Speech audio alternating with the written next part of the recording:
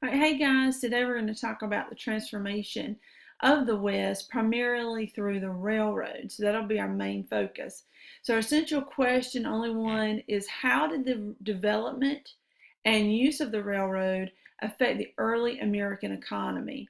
In other words, how did life change, especially how did it financially benefit the country? Okay, so that's our question for you to be looking for, and I'll come back to that at the end, hopefully. All right, so railroad. So Sir Henry Bessemer is going to invent what's called the Bessemer process, and it's going to make high quality steel very cheaply. So blasting air through molten iron, iron was the original substance. By blasting it through the molten iron, you can produce this high quality steel. The steel, like why use steel over iron? Because steel was much stronger. So a picture that I will refer to at the end of the semester, so we will see if you remember this and we're paying attention, talks about how that process occurred here. And it basically says he's going to remove the impurities within iron. By using air to blow out the gases in the carbon, he's able to remove the weaker elements of iron to produce steel.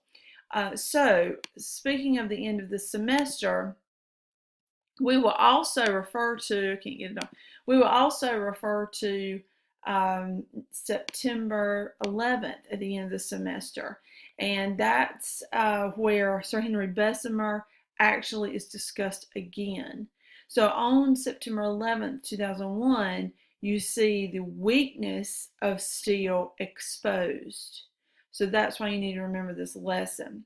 So as a result of Bessemer creating this steel, we have other things that come to be, such as the development of our topic today, the railroad. Also, bridges, and also the first skyscraper will eventually be built. And that harkens back to what I mentioned about September 11th, because by that time, you have, certainly numerous skyscrapers all built upon the backs of steel. All right, in 1869, you have a very important guy by the name of George Westinghouse, who will develop a continuous braking system for the railroads. And therefore, all the cars could stop at once, which is certainly much more safe. And he also develops through that an alternating current system, which allows for the operation of electric cars eventually, not car like you drive, electric car, but like trolleys and things, electric trolleys, cars like that in California, and of course later subways. So I want you to see something. Here is Hank, and here is Porter. All right, Hank and Porter. So they're going to demonstrate for us George Westinghouse his invention. So prior to this development, you would have two trains, and we'll pretend Porter's the train car. The train going down the track, right? And as the train's going down the track, if he decides to put on brakes, so he stops, right? But Porter can't put on brakes, so Porter just like crams into our man Hank here, and then Hank derails. Not good, right? So by not having any kind of braking system on Porter, you derail Hank. So when we have the braking system, if they're going down, Hank puts on brakes, and so does Porter at the same time, so they both stop together. So this is much, much more safe. Okay, so just remember that for Westinghouse. So the significance of the railroad, as we're building more and more railroads, it's got a huge economic impact on American life financially. Okay, now there's one in here not so much financial, but the other three definitely. So the first thing is the railroad will create a national market for goods. So we're going from producing goods in the East and selling in the East only to now being able to put these things on the railroad, specifically in Chicago, and sending it all the way out west to the West Coast, literally to the Pacific.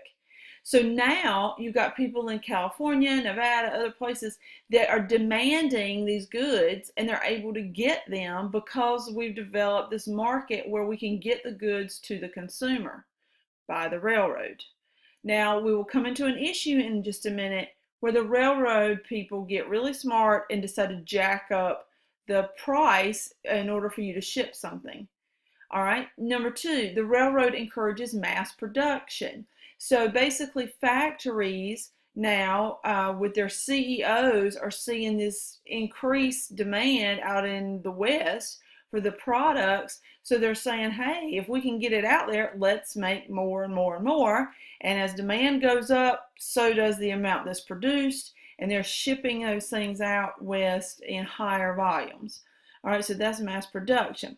Number three, resources that need to build the railroad, they're needed, basically those industries increase. For example, coal, because a lot of these early trains are going to run on coal, coal's going to come in high demand, and also steel to create the train tracks, okay? So, and the trains themselves in some cases. So basically what we're saying is steel becomes a hot commodity, and a man by the name of Andrew Carnegie will be the face of U.S. Steel, the major steel corporation in Pittsburgh. The Pittsburgh Steelers.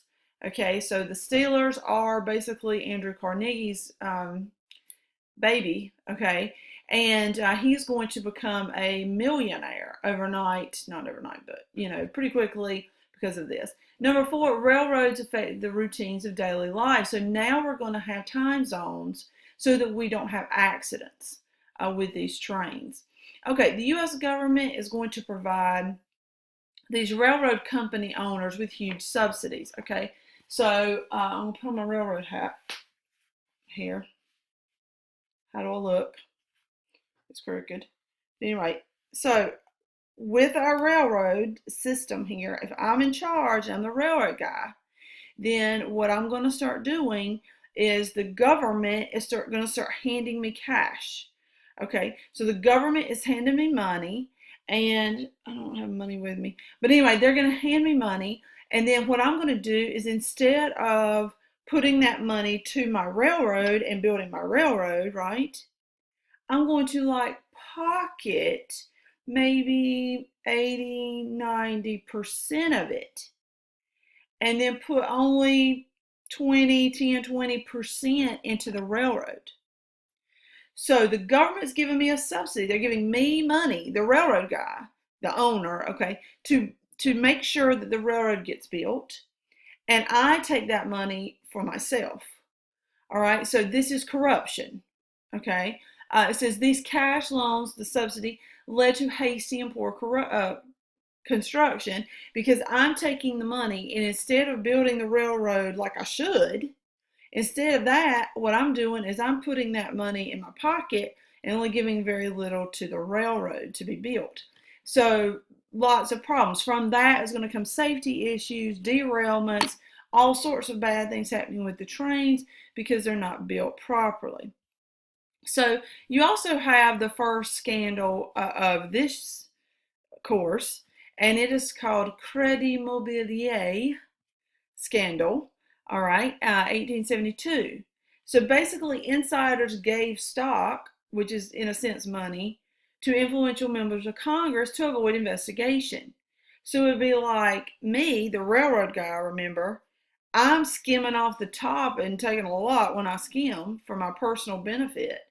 It'd be like the congressmen, several of them find out about it. So I hand them some cash, which is a bribe, and I ask them to be quiet, don't tell anybody. And basically they are happy because I'm paying them off, and they do stay quiet, at least for a while. The point is, I am personally making 348% profit. I mean, can I afford to pay off some congressmen? Sure. I'm making 348% profit here. I mean, I'm killing it. So yes, I can afford to pay off some of these congressmen. So you see, people within our government have now become corrupt because they're accepting these bribes. This is similar to the whiskey ring scandal, if you recall that from America One, where that involved President Grant, although he wasn't technically implicated, but it was his private secretary who had a deal going with whiskey distillers in Missouri. Same sort of thing, fraudulent taxes and bribery. So very similar. All right. So as we're hastily, poorly constructing the railroad here, workers do complete the transcontinental, across the continent, railroad in only 4 years. That is really ambitious. So in 4 years, they're able to connect East Coast to West Coast. This is Central Pacific Railway to the Union Pacific Railway. And on May 10th, 1869, spectators at Promontory Point, Utah, watch as 5 gold and 5 silver spikes are dug in, marking the final rails. Okay, so pictures. Okay, first of all, here is the historic site where Promontory Point was. It is today. Okay, this is this is cool, the actual piece of the Transcontinental Railroad, the only piece there that's left. No gold or silver spikes, of course, but that's a monument to where they connected there. All right, also I have an actual photograph of all the white dudes, not the Chinese and Irish that are going to build the railroad, but the white guys kind of higher up in the company. And you see this guy's reaching out to touch, showing the connection of the two, this locomotive here, of the two locomotives, which marks the point at which they have reached each other, of course. Here's a good picture of the construction. Again, mainly Chinese and Irishmen are going to do the heavy lifting on this, with the white folks ordering them around, basically.